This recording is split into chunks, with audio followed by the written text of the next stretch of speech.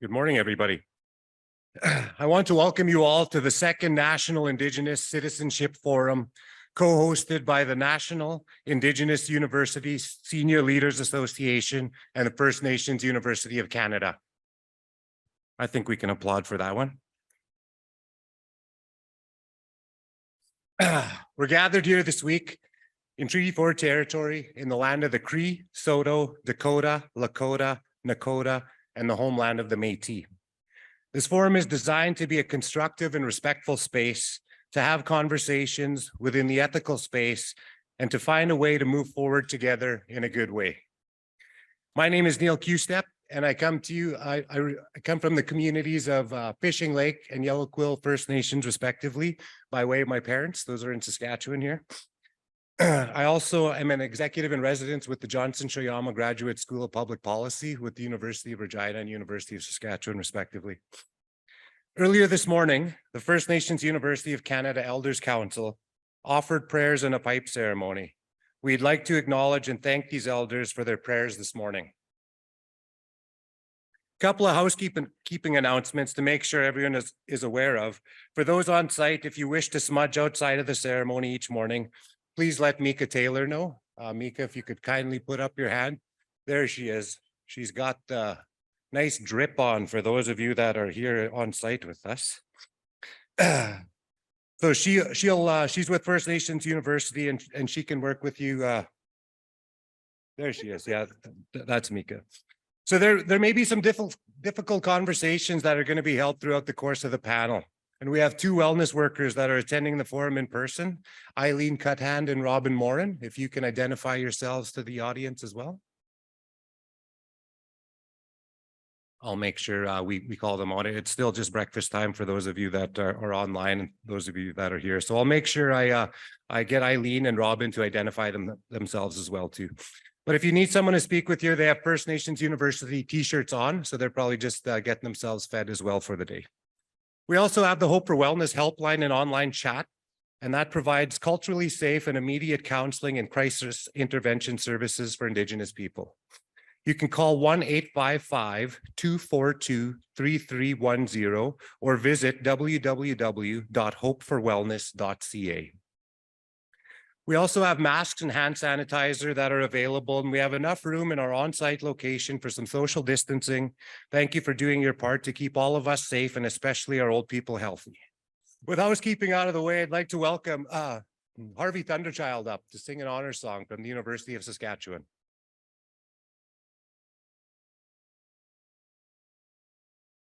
We can applaud Harvey too, he's pretty awesome.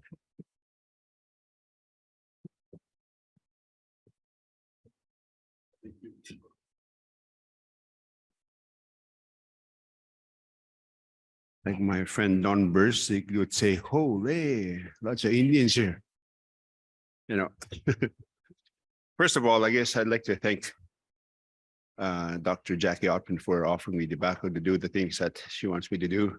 And I think of, you know, in spite of the things that we go through in life and what we're here for, and I think we have to be mindful to respect each other, the decisions or the discussions that we're going to have the next couple of days. And I think it's really interesting. Good to see a lot of friends from different places that I haven't seen before. You know, from the East, people from the East, people from Vancouver. People thought I was Bigfoot. My brother, his name is Bigfoot. His name's Ray. And we looked the same. And everybody was looking at me real squinty eyes. I said, no, they've had enough nerve to come and ask me. He said, are you related to Ray Thunderchild? I said, yes. I said, he's my little sister. No, I think first of all, you know, I'm honored to ask to sing a song and probably end with a prayer. And I think of all the stuff that I've done with the University of Saskatchewan that given me a good insight of how important it is with education, you as educators, the things, it's not an easy task. It's pretty hard. It's, you know, you can't satisfy people, but you do the best you can. With that, I guess I'm going to start a couple of verses, and then this song was always sung by my grandfather. I always remember my grandfather. I'm from Thunderchild First Nation, Northern Saskatchewan. Wapas timis nehewigaso negwatsapi. Those are the two names that were given to me by elders when I was born. I was born in the bush.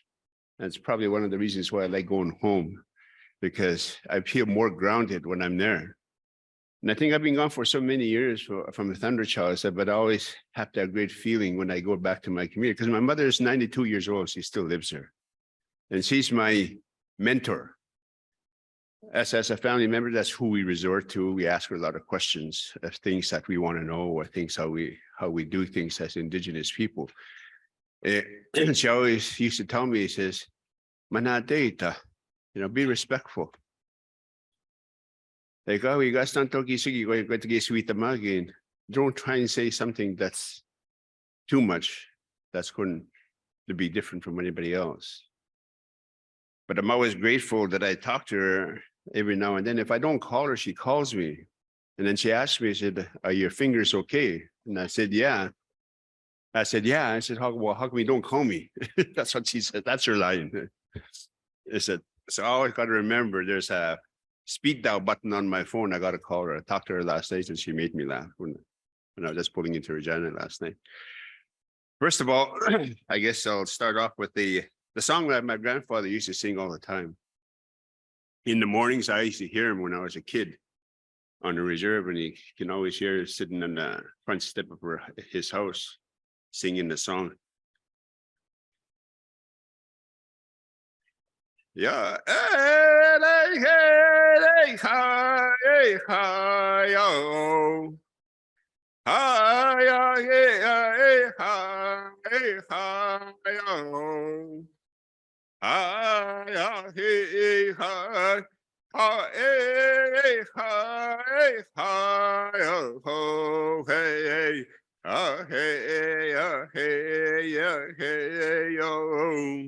hey, oh, hey, hi, hi, oh, ho. Hi, oh, hey, hi, oh, hey, hi, hi, oh, ho, hi, oh, hi, hi, hi, hi, oh. Yeah, hey, hi, hi, oh, ho. Hi, hey, hey, hi, hi, oh, hey, yeah, hey, hey, yo. Hi, hey, hey, hi, hi, oh. Hi, hey, hi. Hey, hi, hi, oh, hey. Hey, yo. How mamo tayo mama sa Milipinata mo tatatan. Agak tabaki ito inis de big squest tamaga no mo tamamo ito iba ko eska ko biyo kapmaguteki ko ikaw yas musta. Anto nan. Kis ko kita ng kiga tapi sa isit mamo tayo mo. Yeah, kaks na mo yaki ko ikaw ito mo yaki ko ito sa kiti kitut tamaki ko. Michet, terus kewan kada. Aku nak kau wis tahu kau eskapix kau ya semua cek, tapi akan nak temui cek, kena ketemu cek. Aku eskantu tenanis tan mau tahu mau, esinta teman eskas kita anista. Aku amat tepi anista ego cem kau angkat pepix kau estamaga mau tahu mau, kak temagi tahu anista. Accept am so kita tak pepix kau tenano. Oh, thank you.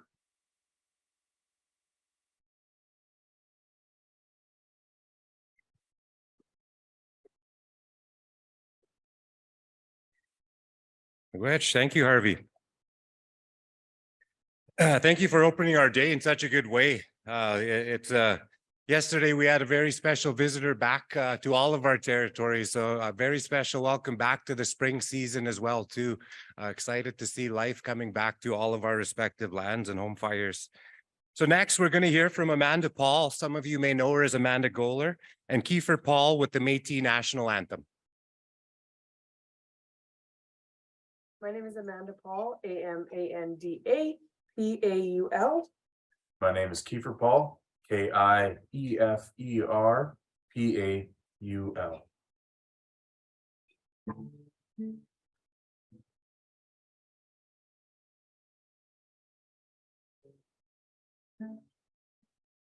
Long ago was born a people, a new nation rose up strong. Years of trials and tribulations face us here where we belong. With the past as motivation, all our dreams can be fulfilled. If we're true to our traditions, what a future we will build. We are proud to be Métis, watch our nation rise again. Never more forgotten people, we're the true Canadian.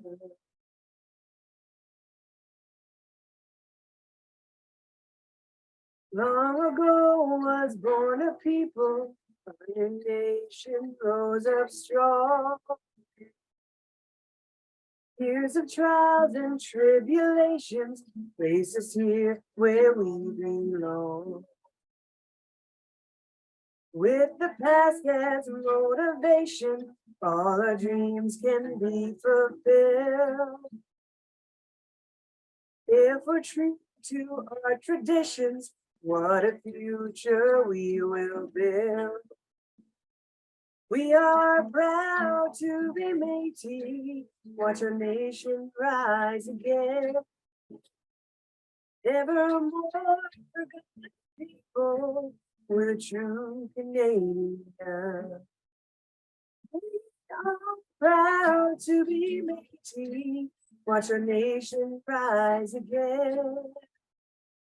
Never more forgotten people, we're the true Canadian.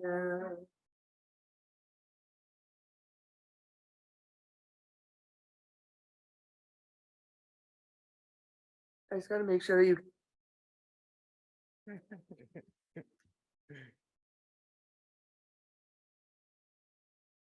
Thank you very much to Amanda and Kiefer for that wonderful rendition.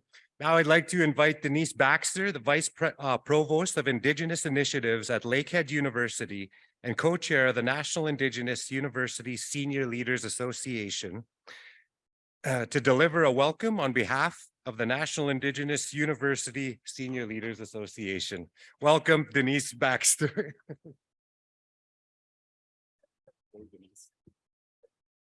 Oh, funny. Oh, great, thank you. I'm very short compared to you. Bonjour, Wache, Anin. Denise Baxter, Indigenous, Makwadota, Martin Falls, and Donjaba. I come to you from Treaty 9 territory, also Anishinaabeg territory, where I currently live. And I'm very pleased to welcome you all to the second National Indigenous Citizenship Forum on behalf of the National Indigenous University Senior Leaders Association on this beautiful Treaty 4 territory and homeland of the Métis. It was really awesome to open my windows this morning and look over to the right, which was the east, and watch that sun start to peek over the horizon. So I'm deeply thankful and grateful for joining you and having the really amazing opportunity to be here today. So as an organization, we're relatively young, but we've had the privilege of co-hosting this event for the past 2 years now. And at the request of last year's participants, we have tried our best to maintain and plan an Indigenous-only post-secondary affiliated event, just to continue our discussions that we started last year virtually. So the NIUSLA formed a subcommittee, and this subcommittee was responsible for planning the next today and tomorrow, and it was supported by various membership today. So I'd like to extend a deep appreciation to Laurie Campbell. Where are you, Laurie? Thank you. Dr. Rabina Thomas, there she is. Dr. Celeste Pedri Spade, who I just spoke with. Dr. Linda Manyguns. She here? No? Okay. Dr. Jacqueline Ottmann. And supported by Mika Taylor, who we saw earlier. So thank you, Miigwech.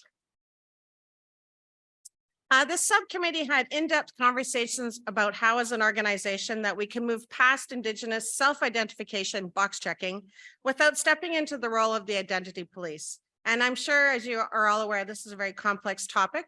And we found out just how complex it was this year again, while we're in the middle of trying to translate an oral Indigenous greeting protocol into a written form registration process. And I know in Ontario, I had some discussions with my colleagues there about how we were trying to navigate that world of in-person, online, virtual technology, all those pieces pulled together.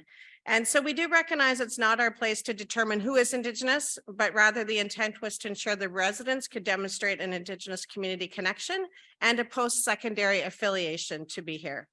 This was an opportunity for much learning about our part, and our group spent a good portion of yesterday afternoon discussing this exact process that we were navigating. And we recognize that change is uncomfortable, especially when you're charting a new path. And we heard, we saw, and we felt that discomfort reflected back from some of you. But we wanted to extend a deep gratitude and thank you for learning with us as we tried to create a new system for this year's forum. And we look forward to this amazing agenda that was put forward over the next 2 days. And NIUSLA is very proud to be part of that. And so many member universities have financially supported this event, and it would not have been possible for us to come together here today without that. So we also recognize that we fully sponsored our Indigenous students and elders to attend this event as well. So I'd like to recognize the First Nations University of Canada, which is our co-host for the event. I'm going to read through about 23 other names, so we'll give one big applause at the end. But for sure, for the first one, yes. So also recognizing Brock University, Concordia University, McGill University, Mount Royal University, University of Saskatchewan, University of Toronto, University of Victoria, University of Waterloo, Western University, the Canadian Institute for Health Research, the Social Sciences and Humanities Research Council, the Natural Sciences and Engineering Research Council, Memorial University, University of Regina, Carleton University, University of Windsor, Cape Breton University, Kittawan Polytechnic University, University of Alberta, University of Prince Edward Island, Lakehead University, and finally, the University of Calgary. So if we could please have a round for all of our sponsors. And I would like to just also make note and thank our opening remarks that we heard, because we recognize that over the next 2 days, we will engage in very difficult conversations, and they will, this is our goal, to impact systemic change for First Nations, Métis, and Inuit peoples across this land, now known as Canada. We also wanted to, and I just wanted to echo that we do have support available in the room, should you need to step away and have some time to look after yourself during the next 2 days. So I'd like to extend a huge thank you and for being willing to sit in this comfort with us as we navigate pathways forward together in a good way. Miigwech.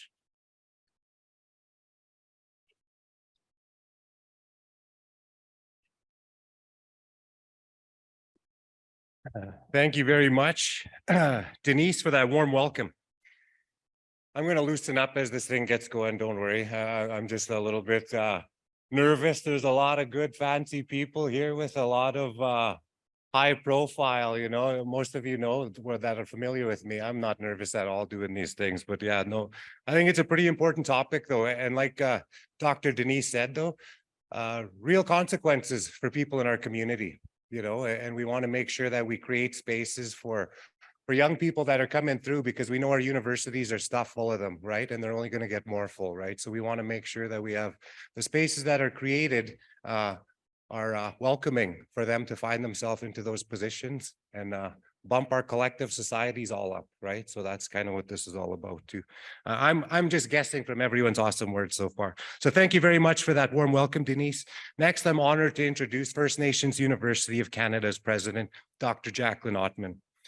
To welcome everyone to the National Indigenous Citizen Forum, Dr. Jacqueline Ottmann is an international scholar, advocate, and change maker. She is the president of the First Nations University of Canada and a co-chair of the National Indigenous University Senior Leaders Association and Anishinaabe from Fishing Lake First Nation here in Saskatchewan.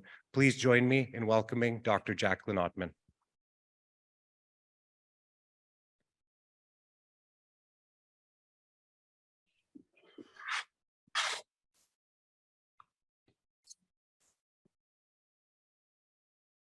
Hey, is that good? Yeah, got it. Nin duno maganak, Mizaweka megokpeba mutang dezanakas. No chicken aning dunji. Apichinongum chikendum. So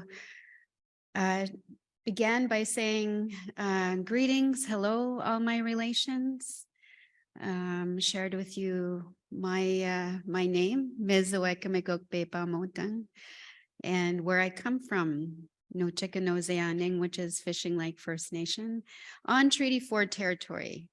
So it took me a few years to make my way back home and to be in service to my community. I'd like to begin by also acknowledging that the pipe was lifted this morning and will stay intact until tomorrow by Elder Dennis. And we do have a group of amazing elders that have worked at ensuring that this forum is covered in protection and prayer. And so I'd like to acknowledge our elders. And we don't do very much at First Nations University of Canada without our elders' guidance. And thank you, Harvey Thunderchild, for your beautiful song.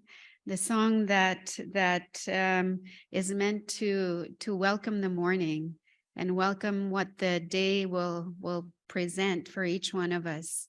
And just by being here together virtually and in person, we're already demonstrating strength as Indigenous peoples.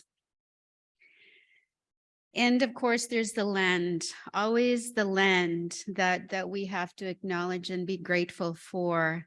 And as was mentioned, we're on Treaty 4 territory, but we have representation from all across the country and into the United States. So as of last night, there were about 317 people that had registered for this event. So once again, coast to coast to coast into the United States. So that really does demonstrate the or indicate the importance of this particular topic. And so we began last year having this conversation. And again, with the emergence of certain high profile incidents, I started getting phone calls and saying that First Nations University of Canada would be a safe place or should be a safe place for this particular conversation. And other guidance that we received during that time, because, I was connecting with Indigenous scholars and leaders from across the country and just kind of fielding and navigating this whole process. And of course, I'm also part of the National Indigenous University Senior Leaders Association and brought this to NIUSLA. And so it was very important, in particular to Senator and Chancellor Marie Sinclair, that we keep this as contained as possible to Indigenous only, and also, first of all, to the university context. Indigenous peoples who are connected to the academy in one way or another. And also recognizing that there are challenges in other sectors. And because of the position that we're in as co-hosts alongside with the National Indigenous University Senior Leaders Association, I've been, along with Mika, magnets for stories. People have been sharing with us their challenges, their feelings, their suspicions related to Indigenous identity fraud. Even saying that, it's like, why should we be having this conversation, right? Indigenous identity fraud. But for hundreds and hundreds and hundreds of years, we've had external people take control or assert control unilateral control over every aspect of our life, including defining who we are as Indigenous peoples, and not recognizing that we've already had various protocols and processes in place in terms of kinship and, you know, how we greet each other. Wanengin, Aninejnekazwan, who are you? You know, Aninejnekazwan, where is your umbilical cord connected to? What land, what territory? Then we start talking about who your parents are, who your grandparents are, and then we connect with each other. I just found a relative this morning, and I found a relative in Australia by having that kind of conversation. And so we have traditional practices.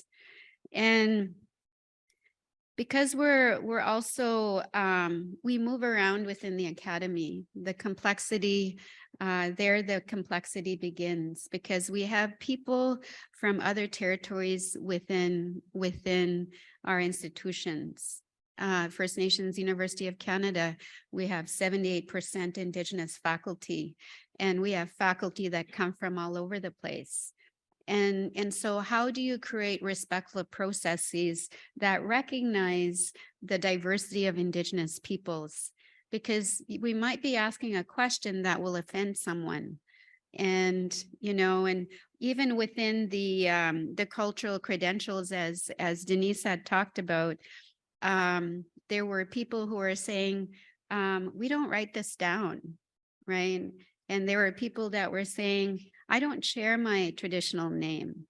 And so there's not one way, right? But we've kind of been flexible and worked really hard at being respectful within that process of trying something new in terms of cultural credentials. And the reason we did that is because even last year, there were non-Indigenous peoples that came to the forum, right? And there were people who weren't comfortable with that. So even when we're saying we need a safe space for ourselves, we're getting certain, I'll use the word violations. It's kind of a strong word, but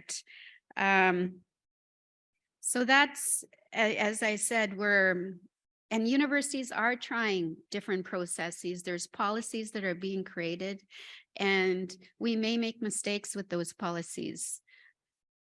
We can learn from them and change them and strengthen them over time, because we are stepping into new territory in reasserting our authority in terms of who we are, where we come from. This is a brave and courageous space. And last year, virtually, we had amazing feedback. And then people felt the energy through our computers. And that really amazed me, because I also felt that energy. And it brought us together. There was truth, there was honesty, people were real, and people showed their vulnerability, and in a very short amount in time, there was demonstrations of trust. And so I'm hoping that, and I'm encouraging each one of us to tell our truth, but also to share with us your ideas for the next steps. If you were to create a recommendation or recommendations, what would it be? Right? So with the facilitators that will be at your table, that's an important point, because people across the country are looking for answers and guidance. And the other question or thing that we talked about yesterday as NIUSLA committee was if there was a principle or a set of principles that you would like to share, or that we should consider, what would those principles be? Right? So start thinking about building our space within the universities that we're a part of. Another thing is, I encourage us all to embrace the spirit of Manachituan, which is respect, right? And respect for each other. This is an Indigenous only space, and we are from different nations, and we're coming together to gather and talk about something very, very important that'll impact not only us today, but hopefully our children not yet born. And of course, that concept of Watokowin, being mindful and always knowing that we're all connected. Dino Maganak, we're all relations. And Elder Maria last night shared with us two Cree words about responsibility. And one of the teachings that she's given me is that we focus, and it's important for us to focus on rights. But there's also the responsibilities that we have. And as individuals today who represent people who are connected to Indigenous peoples in your home territories, we have a responsibility to use our voice. And another teaching in relation to that, and as in conversation that I've had with Elder Maria Campbell, is that sometimes within a sharing circle, we like to pass the talking stick, pass the rock. And as leaders, we don't have that option. We cannot not say anything. We have to use our voice. And if we're not comfortable with that, we have to become comfortable. And so that is the kind of dynamic space we're in. Denise talked about being uncomfortable in difficult conversations when we're creating a new path. And we've also, Willie Ermine has written about ethical spaces. Ethical spaces as we have today come from, again, bringing people together from various nations, various institutions. But when we engage in a topic like this, as I said, it could be messy. It's supposed to be right now. Change can be messy, and it may feel disorienting because we don't know what that step may be or those next 10 steps. But as Gregory Quejete, a Pueblo scholar, said, the child of creativity, or the child of chaos and order, is creativity.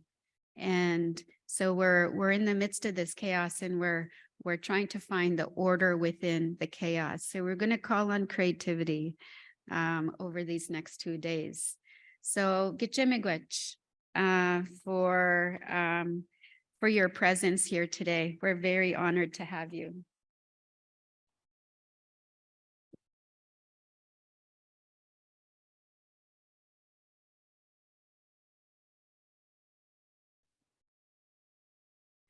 Thank you very much, Dr. Ottmann. One of the things I just wanted to point out was I started a doctorate in September, and one of the things I found out was 1% of our population has a PhD or a doctorate. And look at all the doctors that are in this room that are Indigenous and online. So that's super awesome. I think we should celebrate that.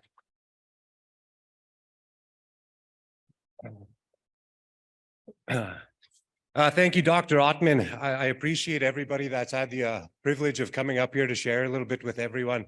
I'm super envious and trying to, I aspire to follow in those footsteps of even just finding my mother tongue.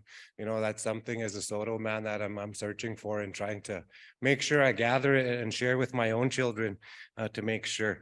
I just want to point out one of the ways we're going to make sure that this is an Indigenous only event is we got these beating kits. And if you're not beating by now, we're going to, no, I'm just joking. No, but in all seriousness, you will find a beating kit on your table. And that's just, you know, we can understand that sometimes these are really tough conversations to find yourself in and to stay present. You might want to keep your hands busy, right? So that's something that you can do.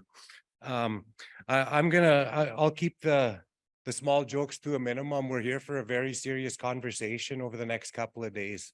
One of the things that I've really learned from our old people is that they left us a lot of tools, you know, and for those of us that are finding our language and all of the instructions for life that are baked inside of there, you know, people like me are going to get to that. But on my way there, you know, I think that I can help with a little bit of the humor. You know, that's some of the one of the tools that was left for us to help us navigate tough conversations and tough times as well too, right? So I'll make sure I interject appropriately and not take away from the seriousness of the conversation because we all know those consequences are very real for folks in our community. So last year we did have the virtual event, and gosh, you know, this year is already so different. I was just telling these raw jokes and no one would laugh at all. So it's nice to hear a little bit of feedback. So we're going to get into this though right now. So again, thank you to Dr. Ottmann for those awesome opening words.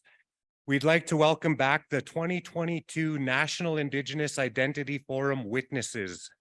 They have had 1 year to carry the truths of the inaugural forum with them and to share these truths with their own communities and circles of influence.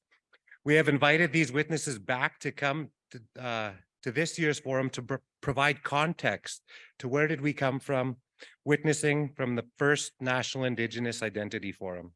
So our panelists today are Dr. Linda Manyguns, Dr. Lynn Lavallee, Moses Gordon, and Dr. Dustin Louis. I'm just going to quickly read their bios. So Dr. Manyguns is a Blackfoot woman who was born on the Tsuut'ina Nation and registered at Siksika. She is an elder for the Buffalo Women's Society and part of the Beaver Bundle Society. Traditional knowledge informs her respect for all life and all thoughts. Dr. Manyguns is also the Associate Vice President of Indigenization and Decolonization at Mount Royal University. Dr. Lynn Lavallee is Anishinaabe and registered with the Métis Nation of Ontario.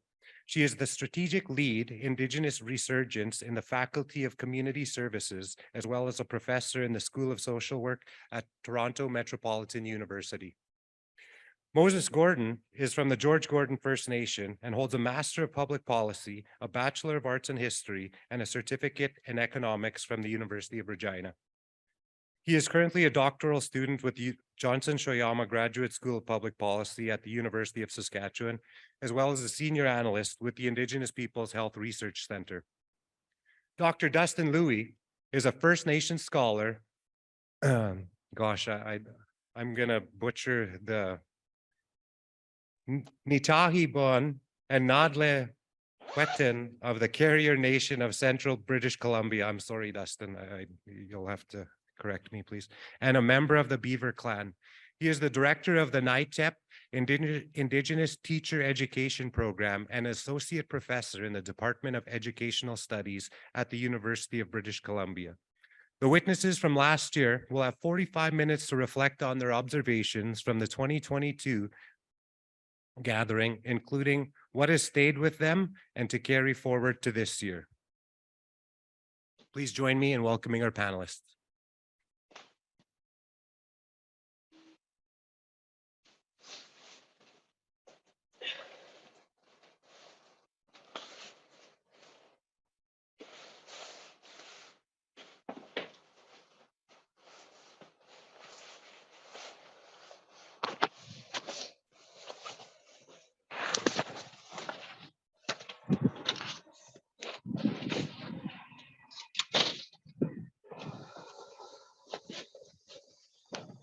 So we're going to have a video first from Dr. Manyguns, and then Dustin is actually joining us via Zoom today.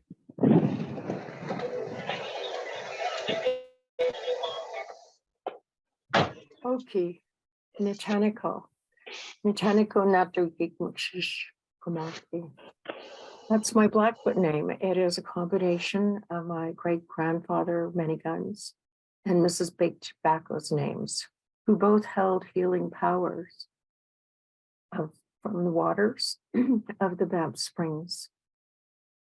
In 2022, I had the honor of being one of the 4 witnesses for the forums co-held by NIUSLA and the First Nations University.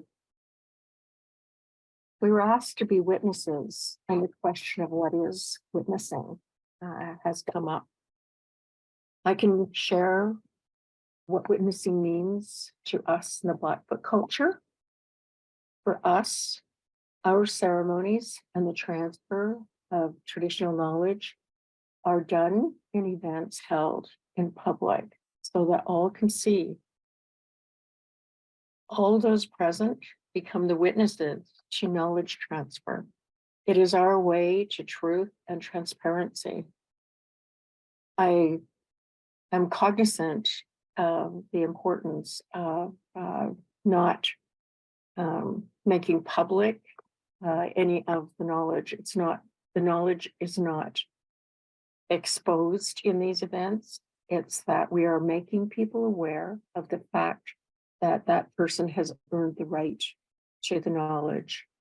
It's similar to the practices in our universities, where our children walk across the stage as they get their certificates for various degrees.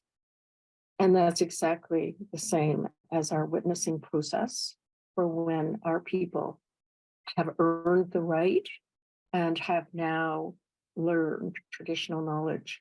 And it is just that event that publicly acknowledges that they now hold it.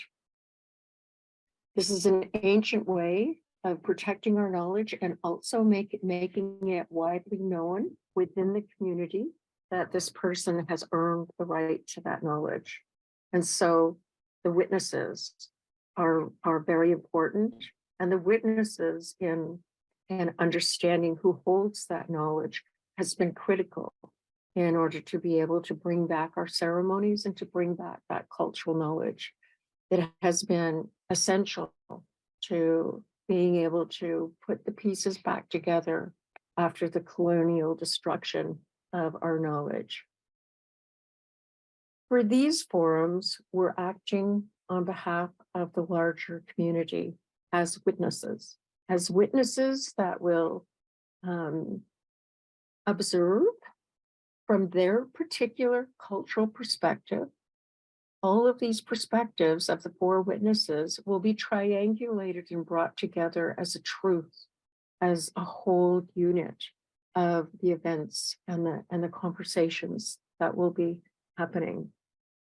It's the uniqueness of all of these perspectives that makes this event so special. It is an opportunity to capture the essence of our ways of knowing the truth as it is emerging in each of the talking circles. In the 2022 forum, of which I was part of, we were moved from circle to circle virtually. So we kind of dropped into some of the events. That was another part of the experience that was quite interesting. For myself, my way of capturing the experience was to observe with a sense of looking at the circles and the people within as community, as demonstrations of truth, as each of the circles was trying to get to that core essence of the answers that they were looking for, and of which we'll be carrying on in these circles here. It's about truth, and it's about respect. And at the same time, respecting and honoring all of the differences of our various cultures as we come together, and ensuring that the sensitivities are all respected in our Indigenous way of treating one another. We are coming together in exactly the same way as our ancestors did in the past, as they did many years ago. And they too had to deal with the different cultural norms. They too had their unique ways of understanding, and they respected that. And so we're learning to come together again within this opportunity that we have to share and to understand the difficulties that we have in coming together and in solving these problems. And what I saw last year was respect. I saw kindness that was truly probably the buoying part of the circles. And even though the subject matter, as it is going to be in the next few days, is very, very difficult. And most importantly, though, I saw a reification of our ancestral ways of communicating.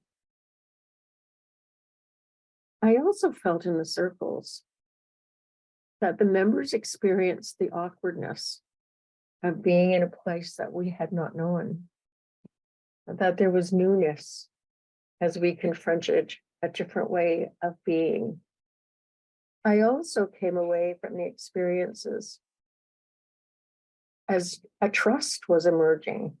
A trust was emerging in our ancient ways of the ways that our ancestors would work as being a collective, and reifying that collective decision-making, which is capable of solving the complex problems that we face and in which they too faced. We are navigating a unique cultural way, and we can honor our ancestors and in this respect. Truly, last year, as this year, we have opened a space that even though we are in our awkwardness, is sincere, and it was a special place to be and will be in the next few days. This is the practice or the praxis of Indigenous ways of doing. And we open these ancient spaces of collective thinking. Remember, as you do so, that our ancestors also came into these spaces to work out the new difficulties that they were confronting back then. The witnesses have been chosen. They will capture the larger, bigger meaning of shared being, the truth, and the love of our culture. That will unfold over the next few days, and I wish you all the best. Thank you.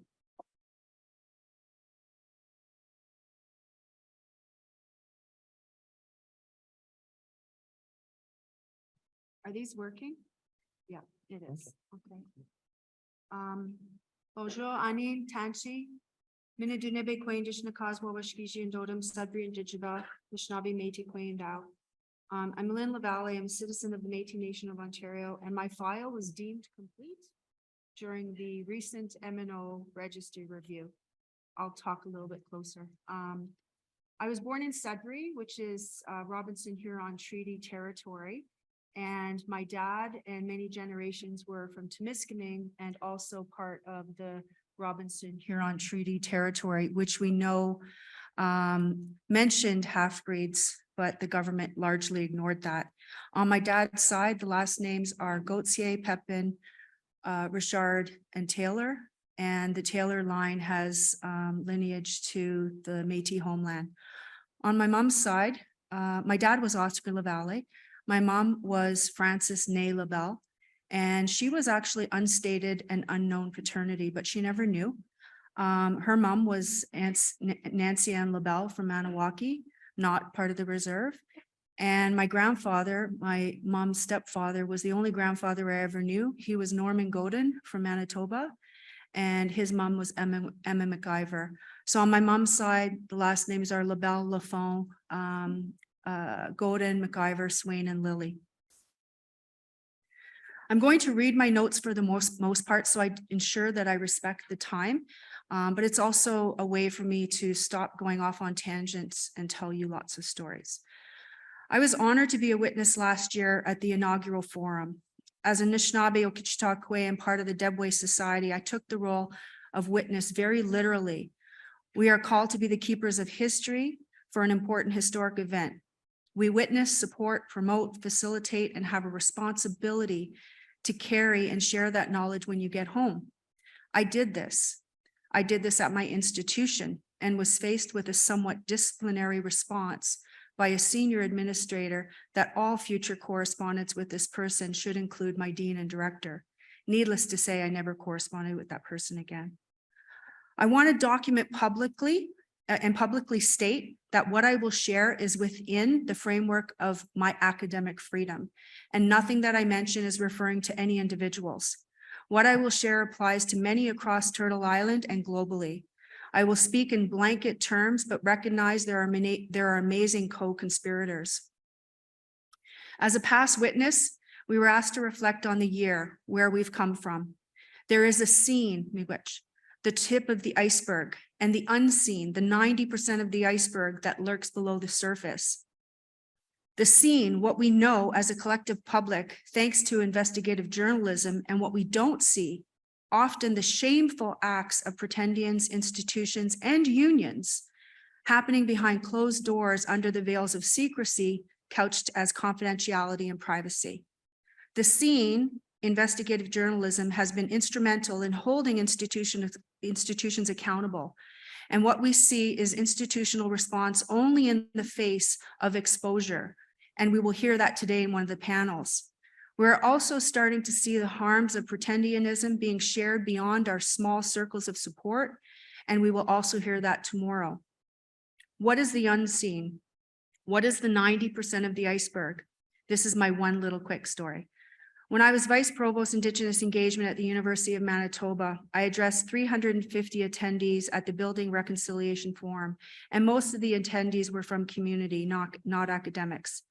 This was in 2017, and I spoke about Indigenous identity and cultural fraud. This was post-Boyden, but pre-Bourassa, and I think pre-Latimer. I spoke about people reconnecting and how we will give room for that, how we give room for that, and then mentioned people we know outright are lying. Many in the audience nodded their heads. In the question period, someone asked me, "What do you do when someone is lying?" I was stumped. I couldn't imagine the colonial institution and me even having an impact on cultural fraud. I answered, "Spirit will take care of it." That did not go over well. I think Spirit will take care of it, but institutions and senior leadership, including me at that time and even now, have a responsibility. What I should have said is that they will be investigated and fired if they're deemed to have been lying to get their position and to be afforded opportunity. That's what I should have said. I was wrong. Going back to the unseen. For the most part, universities are not making clear decisions. Professional associations who have been called in citing their own professional ethical standards to begin a conversation about cultural fraud are protecting whiteness, protecting pretendians. We know that some institutions are beginning conversations about hiring practices, but some of the most damaging pretendians are the ones that have built their entire careers off misleading people about their identity. And they are almost untouchable unless they are more in more high profile nationally, like the Bourassa and the Drupal Lafonts. We know that not all pretendians are created equal. The unseen, pretendians are mobilizing, defended by anti-Indigenous colonial policies within the institutions. Anti-Indigenous misogynist unions and their lawyers are protecting whiteness while harming Indigenous faculty, staff, and students. We know that investigative journalism has focused on people holding very senior positions, but just like that iceberg, many more are below the surface, dodging journalists, but inflicting unbelievable harm in their quest to keep their lies hidden. The unseen. Complaint brought forward within the colonial policies like integrity and human rights. Complaint brought forward by Indigenous people to address cultural fraud are deemed not to meet the threshold for investigation, yet the same policies of complaint protect fraudsters against Indigenous people. We know that if you ask someone to clarify their ancestry publicly or privately, you can and will be investigated. And this will silence you under the guise of confidentiality to maintain the integrity of an investigation. We saw that the colonial law superseded Indigenous law in determining identity, for example, rail carrier. And even though legal experts like Jean Taye note questioning someone about their ancestry when they are publicly Indigenous in the academy is not a violation of human rights. We know that the harms to Indigenous people in the academy don't matter to administration, and don't matter to the unions. We know that our integrity complaint against cultural fraud doesn't matter, except after being exposed by investigative journalism. Investigative journalists recognize that we matter. They are our voice when we are silenced. Our anger, our sadness, our shock, our sense of betrayal, our embarrassment doesn't matter, but token land acknowledgements matter. When I hear a land acknowledgement by senior administrators who are fully aware that fraudsters are being protected and Indigenous people are being harmed and complained upon, I feel empty. The optics of reconciliation matter, yet there is no reconciliation for Indigenous people who have been harmed by pretendians. Not yet. The unseen. We know that pretendians are one of the most dangerous people you will meet. They will attempt to ruin your career, especially those who choose to hold on to their race-shifting lies. They will stop at nothing. They have the colonial power of the institutions and the unions, but they don't have our power. The unseen. We know that there are current Indigenous students in graduate programs across the country who are being supervised by people who have been lying about who they are. And these students are not being supported by the institutions that are fully aware of the cultural fraud. They are knowingly keeping Indigenous students under the harms of pretendians. We know that curriculum across the country has been shaped by unethical people who have lied about who they are. We know that graduate students have cited pretendians in their theses and dissertations. We know, but the institution also knows, and they are taking very little, if any, action. I am becoming more upset with the institutions, unions, and professional bodies that are willfully ignoring the harms by pretendians on Indigenous people.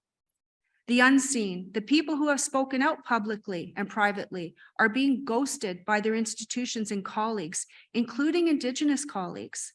Pretendians have divided Indigenous people.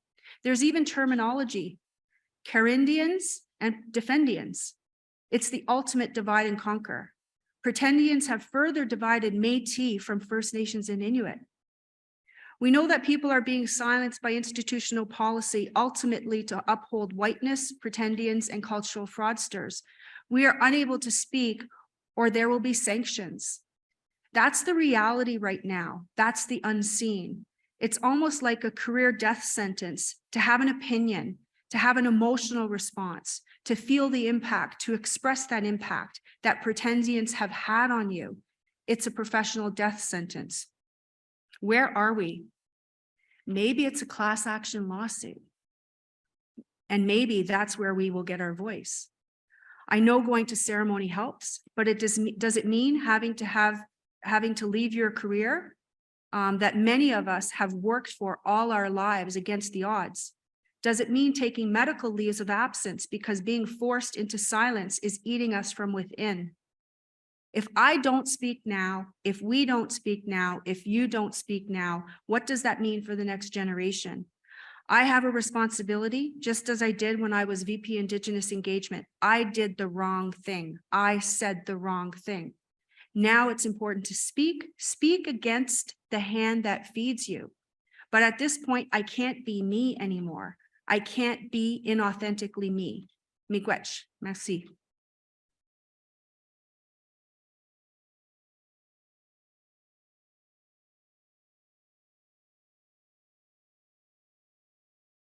Ooh. Thank you, Lynn. Can everyone hear me?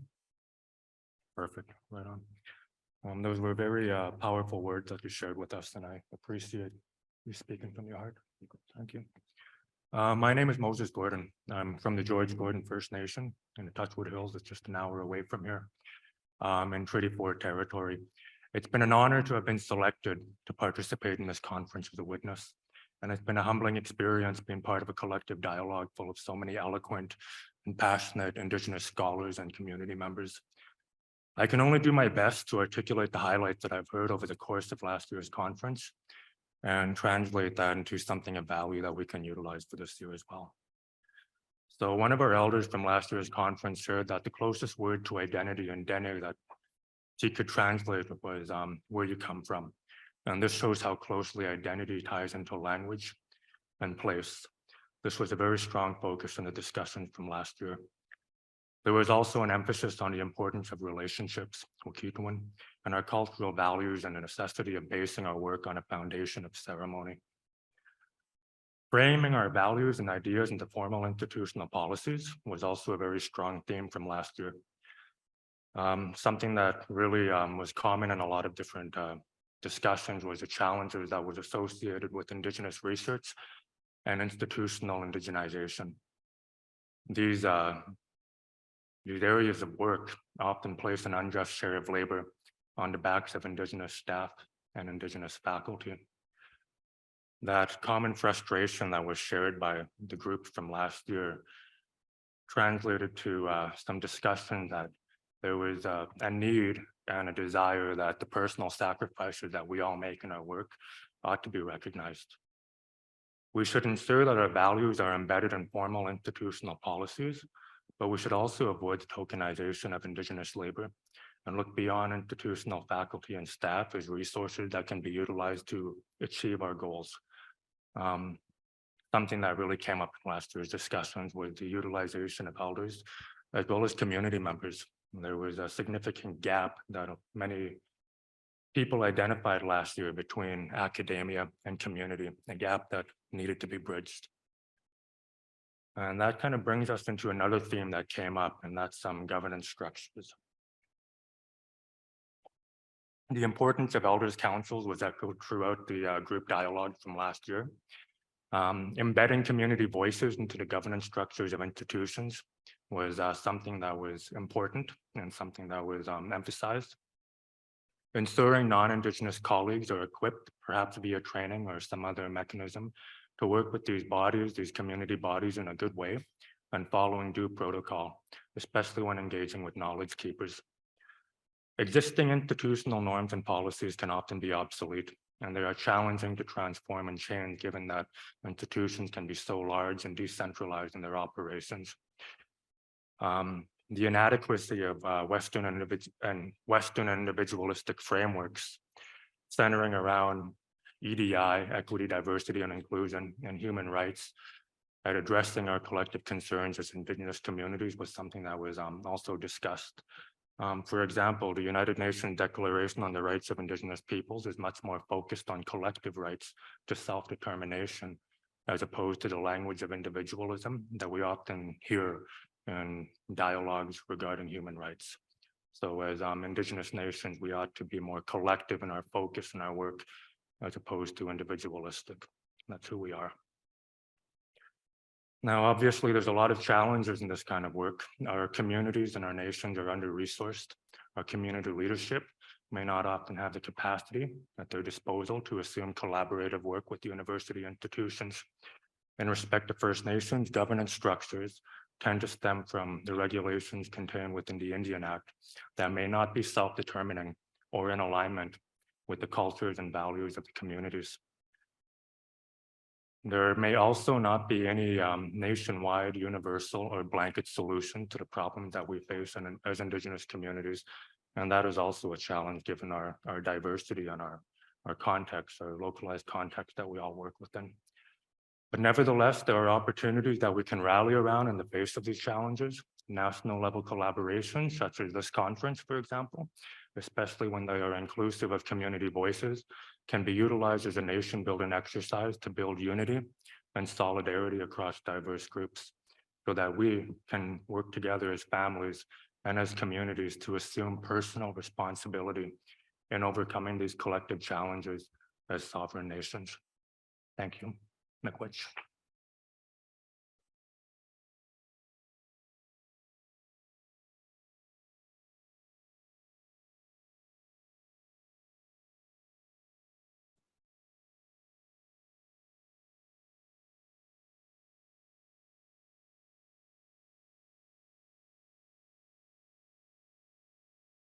All right, thank you, everybody.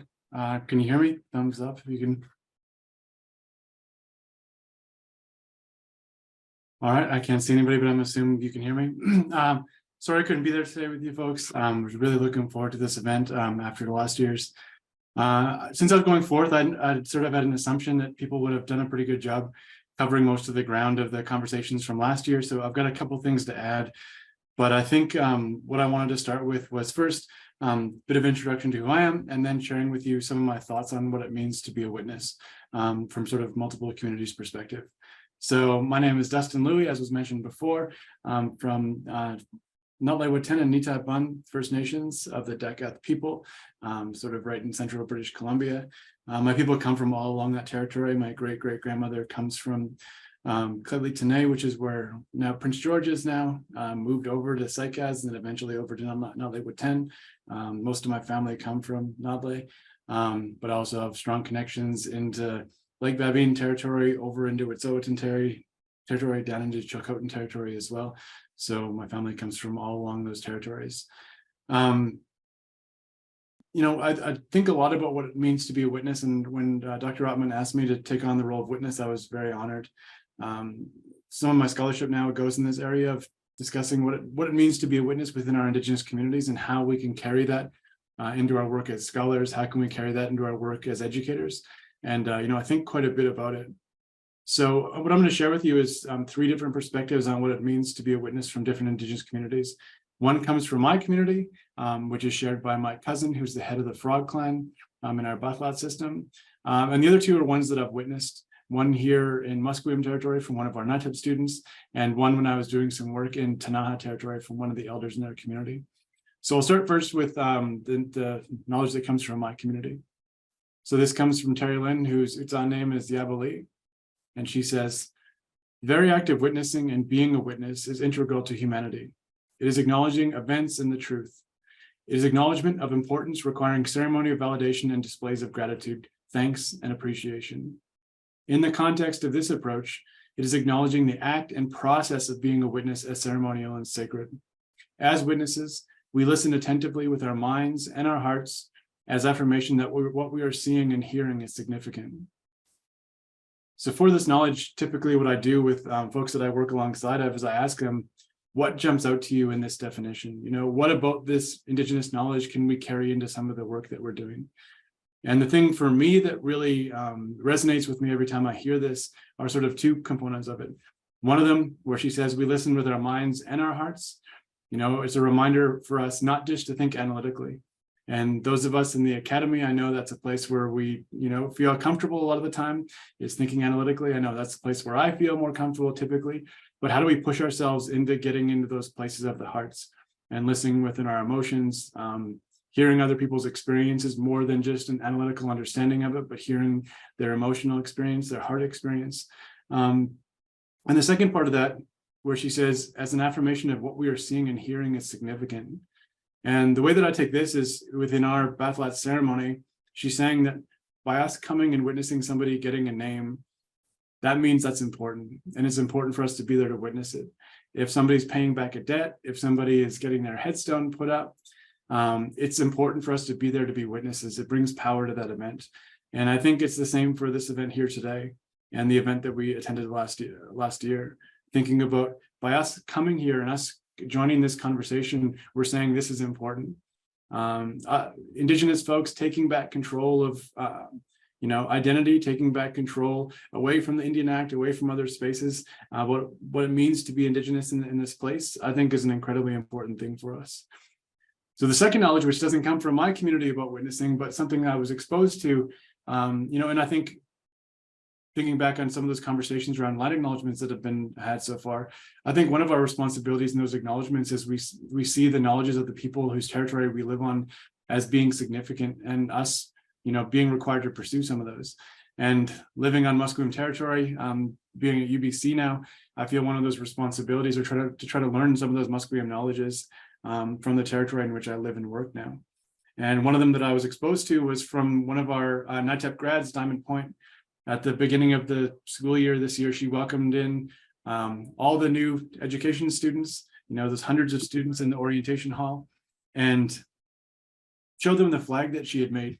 And she talked about this flag and showed paddles up in the air. And she discussed this Musqueam knowledge that when you come into this territory, if you're paddling in, you put your canoe paddle up in the air to let people know that you're coming in peace. And I've thought a lot about that since hearing that knowledge coming from this community. And I've thought, how do we come to each other in peace? How in this really difficult topic, how do we still come from a position of care for each other and hold that above everything else? Having these really complicated conversations, having these really fraught conversations, having these really emotional conversations. How do we still ensure that we're coming in peace and we're holding our paddles up in the air when we're coming towards each other? Because, I think these conversations are so scary for so many people to have. And there's so much on the line for so many people as well.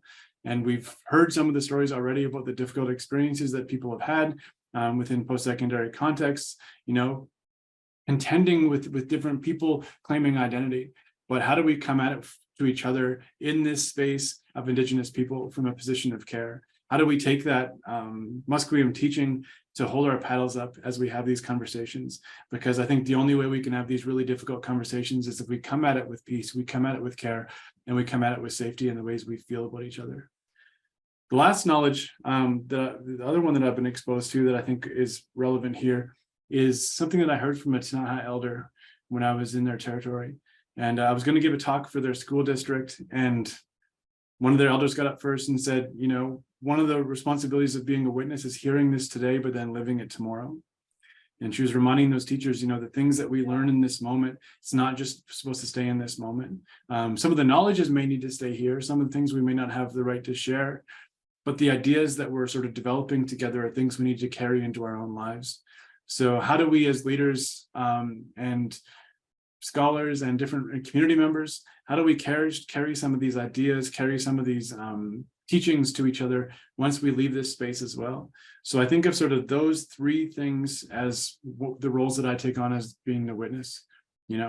How do I hear things with my heart and my mind in this space? How do I just my participation and our participation recognize this as being significant, recognize this moment as being really important, recognize Indigenous folks taking back control of their own voice and identity as being important.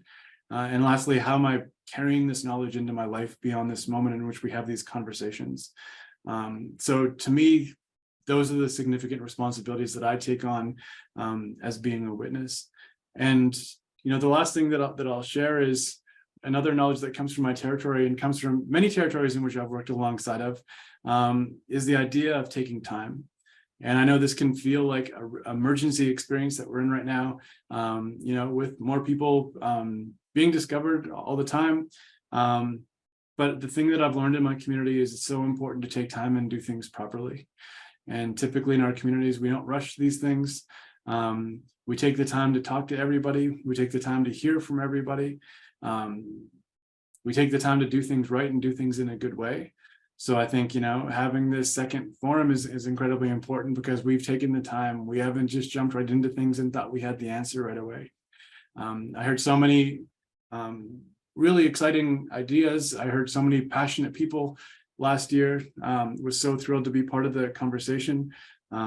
Witnessing people talking about, avoiding lateral violence. How do we take on this subject without harming each other at the same time and avoiding those traps of lateral violence that colonization has pushed us into in so many different forms? And these new forms that are arising of lateral violence can cause so much harm to so many different people. Hearing conversations about the different differences between kinship and lineage have been really fascinating. Thinking more about, the different position that so many of us Indigenous people are in when they come to the academy. Thinking about the different lived experiences that so many of us have as well, and the different experiences that people have connected to community. So many fascinating ideas, building on top of, what some of my other witnesses have mentioned. What does this look like for Indigenous folks within the academy already? With a huge amount of community responsibility that so many people have. Last year, lots of people discussed, how can we take on those additional responsibilities of sitting on all those hiring committees, doing what Amy Parent would call shadow labor within the institution. So I think, there's so many interesting conversations that, my fellow witnesses have shared with us already. And for me, one of the important things is sharing how I envision myself taking on this role of the witness. So very excited to be here again this year. So appreciative of the responsibilities that have been, placed upon me. Thankful for Dr. Ottmann for leading us through this process, the way she's led through so many processes. And thank you again so much, and looking forward to the next couple of days.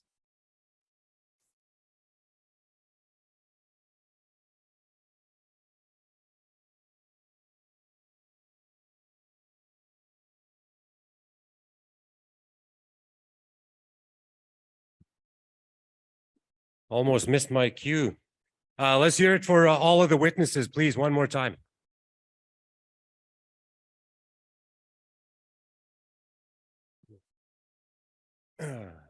Thank you, Dustin, Moses, Lynn, and Dr. Manyguns. That was super awesome. One of the things we learned last year too is the importance of bearing witness, and how that role has captured all of our collective history throughout the years of our time here. A lot of big terms that were shared during that. One of the ones that's super important to me, Kioge win. A lot of teachers in here teach the importance of that. On our breaks that we're going to have, we're hopefully all exercising that Kioge win and strengthening all of our relations. Hearing this today and living this tomorrow, Dr. Dustin shared that with us there too, and it reminded me of a few of the teachings that we have out here on the plains, and those 7 grandfather teachings. One of the ones that I've been acclimating myself and my family to are some of the ones with truth and honesty. I remember when I was looking at that list, the 7 grandfather teachings, I had being an academic as well too, truth and honesty, that seems a little bit like a synonym. Those are the same things, right? So one of the things that upon my learning, I found out was that similar to hearing this today and living this tomorrow, that's what resonated with me, was that the truth comes from our mouth and honesty comes from our feet, and how we do we walk our talk. And so, I think super important. And these witnesses are a perfect example of walking their talk. So again, please join me in thanking them for their major and significant contributions to this very important conversation.